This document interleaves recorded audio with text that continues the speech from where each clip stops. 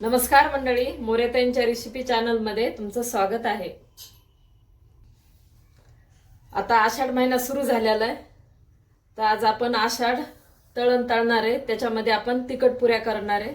तर त्याचं साहित्य मी तुम्हाला दाखवते। हे गव्हाचं पीठ घेतलेलं आहे, बेसन पीठ घेतलेलं आहे आणि ज्वारीचं पीठ। ज्वारीचं थोडं कमी घेतलेलं आहे, त्याच्यानं थोडं जास्त बेसन पीठ घेतलंय हरभऱ्याच्या डाळीचं आणि त्याच्यानं जास्त गव्हाचं पीठ घेतलेलं आहे। आता हिरवी मिरचीचं वाटण करणार आहे। त्याच्यासाठी हिरवी मिरची घेतलेली आहे, लसण घेतलाय, ओवा घेतलेला आहे, जिरे, कोथिंबीर अशी भरपूर घेतलेली आहे आणि चवीनुसार मीठ टाकणार आहे। आता आपण पहिलं ना मिरची बारीक करणार आहे। मिरची टाकले, लसण आणि जिरे याला बारीक करून घेऊ।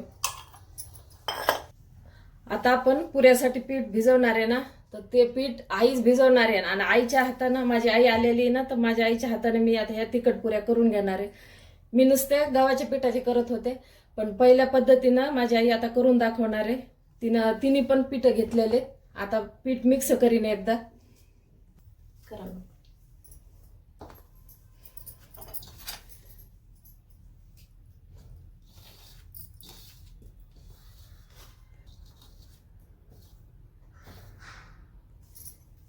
आता आपण हे हिरवं वाटण वाटलेलं ते टाकून घेते, मीठ टाकून घेते, ओवा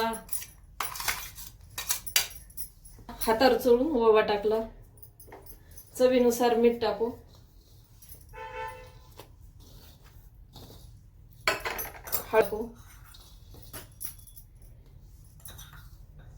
हळद पण टाकून घेऊ। आता कोथिंबीर कापलेली ती पण टाकू।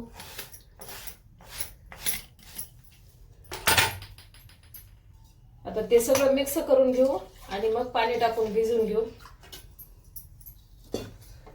आपण पाणी टाकून पीठ भिजवतोय। हे थोडं भांड्यात पाणी टाकलं, आता आपण पीठ भिजवून घेऊ। थोडं थोडं पाणी टाकून पीठ भिजवायचं।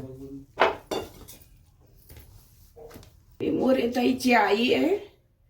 आज मी करून तुम्हाला पहिल्या पद्धतीचं दाखवते आहे। पार्वती पडुळे नाव आहे माझं आणि अशा पद्धतीने तुम्ही करून बघा आणि मोरेताईला सपोर्ट करा।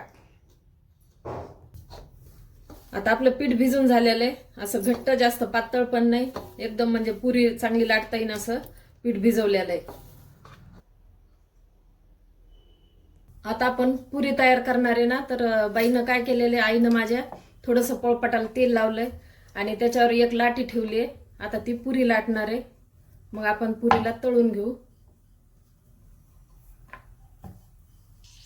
ही अशी पुरी लाटून घेतलेली आता आईनं। आता आपण तेल गरम करायला ठेवलेलं आहे ना, ही अशी आईनं पुरी लाटलेली आणि तेल गरम करायला ठेवलेले। तेल गरम झाले, आता तेलामध्ये पुरी सोडून देईन।